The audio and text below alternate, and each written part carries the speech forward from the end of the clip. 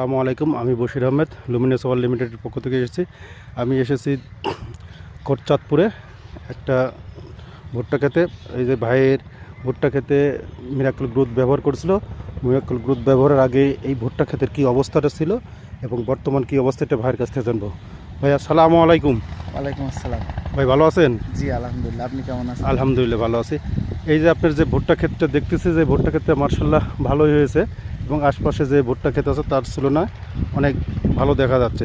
আসলে এই ভুট্টা ক্ষেতের আগেকার অবস্থাটা কী ছিল, বর্তমান কেমন হয়েছে এবং আপনার ভবিষ্যতে এই ভুট্টা ক্ষেত বা এই মিরাকেল গ্রোথটা নিয়ে কী ভাবতেছেন? আসলে আমার এই ভুট্টা ক্ষেতের আপনার ওই পাশে যে সাইডটা আছে, ওই সাইডের সব খারাপ অংশ ছিল।